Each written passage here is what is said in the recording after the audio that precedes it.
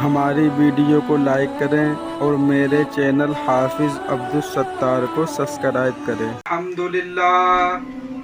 الحمدللہ نحمدہ ونصلی علی رسولہ الکریم، اما بعد فاعوذ باللہ من الشیطان الرجیم، بسم اللہ الرحمن الرحیم۔ اللہ تعالیٰ سے دعا ہے اللہ تعالیٰ صحیح طریقے سے بات کہنے کی، سننے کی، سمجھنے کی، پھر اس پہ ہم سب کو عمل کی توفیق عطا فرمائے۔ وہ باتیں جو صرف اللہ تعالیٰ کی خصوصیات میں سے ہیں، ہدایت کو دل میں اتارنا صرف اللہ کا کام ہے، گناہوں کو بخشنے والا صرف اللہ تعالیٰ ہے، پیدا کرنا اور روزی دینا صرف اللہ کا کام ہے، فتح و غلبہ عطا کرنے والا صرف اللہ ہے، بوس ہونا اور فریاد کو پہنچنا صرف اللہ کی شان ہے، نفع و نقصان کا مالک صرف اللہ ہے، کائنات میں تصرف کا مالک صرف اللہ ہے، دعاؤں کو قبول کرنے والا صرف اللہ ہے، مریضوں کو شفا دینے والا صرف اللہ ہے، اولاد دینے والا صرف اللہ ہے، بادشاہی، عزت، ذلت دینے والا صرف اللہ ہے۔ جب ہر چیز اللہ دینے والا ہے تو ہم مسلمان کسی اور کے پاس کیوں جاتے ہیں؟ کسی اور کے پاس جا کے ہاتھ کیوں پھیلاتے ہیں؟ کسی اور سے اپنی حاجت کیوں بیان کرتے ہیں؟ روزی دینے والا، اولاد دینے والا، عزت دینے والا، ذلت دینے والا،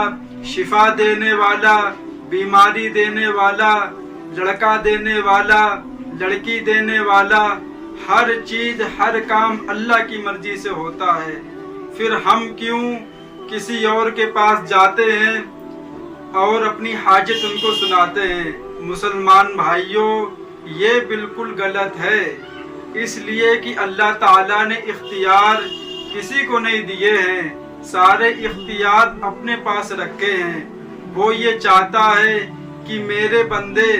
دنیا کے اندر میری فرما برداری کریں، میرے حکموں پہ چلیں، میری مان کے چلیں، یہ اللہ تعالیٰ چاہتا ہے۔ اگر وہ اختیار کسی اور کو دیتا تو لوگ اللہ تعالیٰ کو چھوڑ کے دوسروں کے پاس جاتے اپنی حاجت پوری کروانے کے لیے، اس لیے کہ جو بادشاہ ہوتا ہے وہ صرف ایک ہوتا ہے، جو پالن ہار ہوتا ہے وہ صرف ایک ہوتا ہے، اس لیے کہ اللہ تعالیٰ بھی ایک ہے اور اس نے اختیار کسی کو نہیں دیے ہیں۔ جس کو چاہتا ہے وہ لڑکیاں عطا کرتا ہے، جس کو چاہتا ہے وہ لڑکے عطا کرتا ہے، اور جس کو چاہتا وہ کچھ نہیں دیتا ہے، اور جن کے پاس کچھ نہیں ہوتا ہے وہ دوسروں کے پاس جاتے ہیں اور اپنی حاجت ان کے سامنے بیان کرتے ہیں۔ اللہ کی قسم، دنیا کے اندر کوئی بھی ایسا شخص نہیں ہے جو اس انسان کو اولاد دے سکے اگر اللہ کی مرضی نہ ہو۔ ہاں، اگر کوئی اللہ والا ہے جو اللہ کی بہت عبادت کرتا ہے، آپ اس کے پاس جا سکتے ہیں اور اس سے اتنا بول سکتے ہیں کہ آپ اللہ تعالیٰ سے دعا کر دیں کہ اللہ ہم کو اولاد دے دے، لیکن آپ اس سے دعا نہیں مانگ سکتے ہو، اس لیے کہ دعا کی عبادت ہے اور عبادت صرف اللہ کی جائے گی اور کسی کی نہیں کی جائے گی۔ آپ اس سے یہ کہہ سکتے ہو کہ آپ اللہ کے نیک بندے ہو، آپ اللہ کی بہت عبادت کرنے والے ہو، تو آپ اللہ کے دربار میں میرے لیے دعا کریں، ہو سکتا ہے کہ اللہ تعالیٰ آپ کی دعا کی برکت سے ہمارے گھر میں اولاد دے دے، ہو سکتا ہے کہ آپ کی دعا کی برکت سے میرا گھر کا ماحول ٹھیک ہو جائے، لیکن مسلمانوں، آپ ان سے دعا نہیں کر سکتے ہو، اس لیے کہ دعا ایک عبادت ہے جو صرف اور صرف اللہ تعالیٰ سے مانگی جاتی ہے اور کسی اور سے نہیں مانگی جاتی ہے۔ آپ اس سے یہ بول سکتے ہو، لیکن آپ اس کے سامنے بیٹھ کے ہاتھ پھیلا کے اس کو سجدہ کر کے اس کو مشکل کشا مان کے اگر اس سے دعا مانگتے ہیں تو آپ اللہ تعالیٰ کے ساتھ شرک کرتے ہو، اور شرک اتنا بڑا گناہ ہے کہ اللہ تعالیٰ اس کو کبھی معاف نہیں کرتا۔ اگر کسی انسان سے شرک ہوا اور اس نے دنیا میں توبہ کر لی تو اللہ معاف کر دے گا، لیکن اگر وہ بغیر توبہ کرے ہوئے مر گیا تو اللہ معاف نہیں کرے گا۔ یہ تو اللہ کی شان ہے، اگر وہ چاہے گا تو معاف کر دے گا اور نہیں چاہے گا تو نہیں معاف کرے گا۔ باقی جتنے بھی گناہ ہوں گے اللہ تعالیٰ اپنی رحمت سے معاف کر دے گا،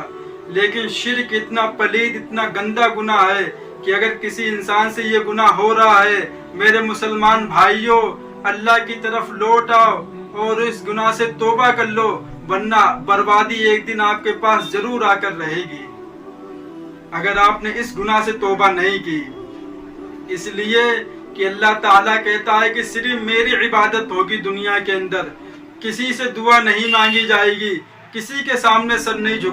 جھکایا جائے گا، صرف اور صرف میرے سامنے سر جھکایا جائے گا، میری عبادت کی جائے گی، میرے حکموں پہ چلا جائے گا، جو مانگنا ہوگا مجھ سے مانگا جائے گا، اس لیے کہ روزی دینے والا میں ہوں، اولاد دینے والا میں ہوں، دنیا میں جتنے بھی کام ہیں سب کچھ کرنے والا اللہ ہے۔ انسان بیمار ہو جاتا ہے، ہم لوگ ڈاکٹر کے پاس جاتے ہیں، لیکن وہ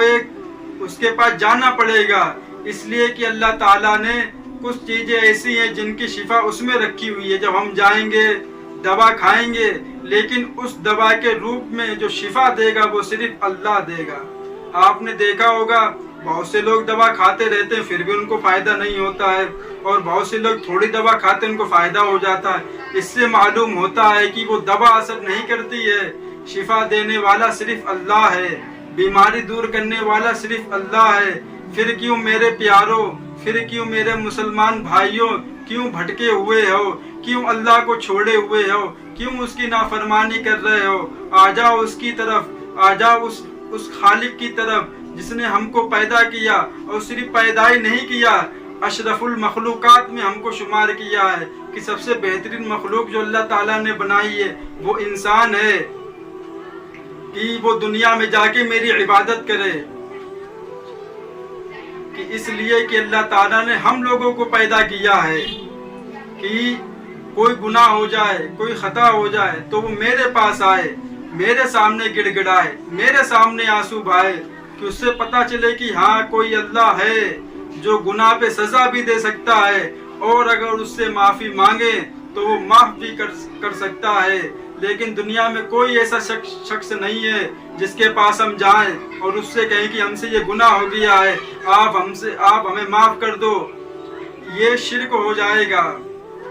اگر وہ دوسرا کوئی گناہ ہے تو آپ اس سے کہہ سکتے ہیں آپ نے اس کو دل دکھایا ہے، آپ نے اس کی غیبت کی ہے، آپ نے اس سے چغلی کی ہے تو آپ اس سے معافی مانگ سکتے ہیں۔ لیکن آپ نے شراب پی ہے،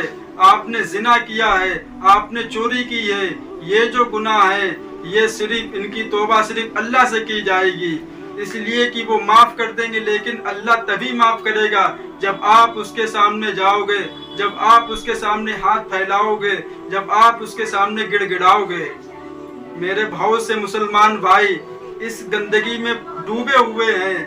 اور پتہ نہیں کہاں کہاں جاتے اپنی حاجت روا پوری کروانے کے لیے، لیکن اللہ کو چھوڑ کے، اس کو ناراض کر کے، جس نے اللہ کو ناراض کر دیا وہ دنیا میں کسی کے پاس چلا جائے، اس کے پاس کتنا بھی پیسہ آ جائے لیکن اس کو سکون نہیں مل سکتا ہے، کیونکہ اس نے اس رب کو ناراض کر دیا جس نے اس کو پیدا کیا، جس نے اس کو کھلایا، جس نے اس کو پلایا، جس نے اس کو جوان کیا، اس نے اس کو ناراض کر دیا ہے۔ اب اس کو سکون نہیں مل سکتا ہے جب تک وہ اس کے پاس نہیں آ جائے گا۔ اللہ تعالیٰ ان سب باتوں پہ ہم سب کو عمل کی توفیق عطا فرمائے۔ وآخر الدعوانا والحمد للہ رب العالمین۔